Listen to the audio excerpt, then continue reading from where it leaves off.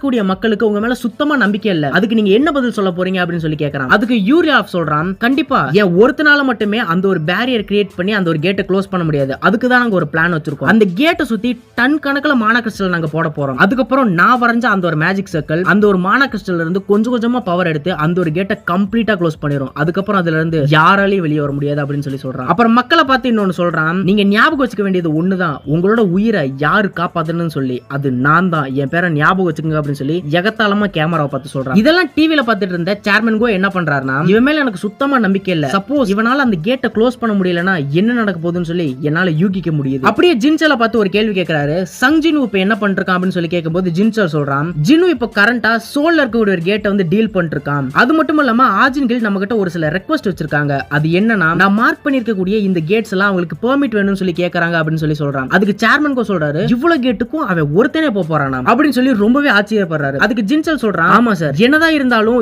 இப்போதைக்கு அந்த ஒரு டிஸ்ட்ரிக்ட மெயின்டைன் பண்ணிட்டு இருக்கக்கூடிய ஒயிட் டைகர் கில்டா இருக்கட்டும், ஹண்டர்ஸ் கில்டா இருக்கட்டும், இந்த எல்லா ஒரு கேட்டையும் ஜினுக்கு கொடுக்கறதுனால ஏகப்பட்ட பிரச்சனை ஏற்படும், அதெல்லாம் எப்படி தடுக்கிறதுன்னு சொல்லி தான் நான் ரொம்ப யோசிச்சு பிளான் பண்ணிட்டு இருக்கேன் அப்படின்னு சொல்லி சொல்றான். அதுக்கு சேர்மன் கோ சொல்றாரு, புதுசா கிரியேட் ஆயிருக்க ஒன் மேன் கில்டு இவ்வளவு ஸ்ட்ராங்கா இருப்பான்னு சொல்லி யாருக்கு தெரியும், நம்ம கண்ட்ரில இருக்கக்கூடிய மேஜர் கில்டுக்கு இவ்வளவு டஃப் கொடுக்கறானே, ஆஜின் கில்டுல இருந்து வேற ஏதாவது சொன்னாங்களா அப்படின்னு சொல்லி கேட்கும்போது அவன் சொல்றான், ஆமா சார், அடுத்த ஒரு வாரத்துக்கு சொல்ல முடியாத ஒரு ரீசனால அவங்களால எந்த ஒரு கேட்டையும் ஹேண்டில் பண்ண முடியாதுன்னு சொல்லி சொல்லிருக்காங்க அப்படின்னு சொல்லி சொல்றான். அந்த ஒரு டைம்ல தான் ஜின்சலுக்கு ஒரு கால் வருது. ஜின்சல் கால் அட்டெண்ட் பண்ணோனே கால்ல ஒருத்தன் சொல்றான், உங்களுக்கு அந்த ஸ்கூல்ல ரீசெண்டா ஒரு கேட் பிரேக் ஆச்சு, அது ஞாபகம் இருக்கா அப்படின்னு சொல்லி கேட்கும்போது ஆமா ஞாபகம் இருக்கு, அதுக்கு என்னப்பா அப்படின்னு சொல்லி ஜின்சல் கேக்குறான். அதுக்கு அந்த கால்ல இருக்கவன் சொல்றான், அந்த ஒரு இடத்துல இப்ப எந்த ஒரு பிரச்சனையும் இல்ல, ஆனா இப்போதைக்கு அதே இடத்துல ஒரு சீரன் கேட் ஓபன் ஆயிருக்கு, அதுக்குள்ள டபுள் டென்ஷன் அப்பேர் ஆயிருக்குன்னு சொல்லி சொல்றாங்க அப்படின்னு சொல்லி சொல்றான். இங்க ஜின்சலுக்கு தூக்கி வாரி போட்டுச்சு, என்னடா டபுள் டென்ஷன் அந்த இடத்துல இருக்கா அப்படின்னு சொல்லி அதிர்ச்சியாகி பார்க்கறான். அப்படியே கட் பண்ணோம்னா இந்த கார்டியன் டெம்பிள காட்டுறாங்க. அந்த ஒரு ஸ்டோன் டேப்லெட் வச்சிருக்கக்கூடிய ஸ்டாச்சு தன்னோட ரக்கையெல்லாம் விரிச்சு கொடூரமா பயங்கரமா எந்திரிச்சு அது கையில இருந்த அந்த ஸ்டோன் டேப்லெட் அப்படியே உடைச்சு நொறுக்குது. ஜினு அதை பார்த்துட்டு சொல்றான், அந்த ஸ்டோன் டேப்லெட் உடைச்சிட்ட பரவாயில்லையா, அதுல இருக்கக்கூடிய வெத்து ரூல்ஸுக்கு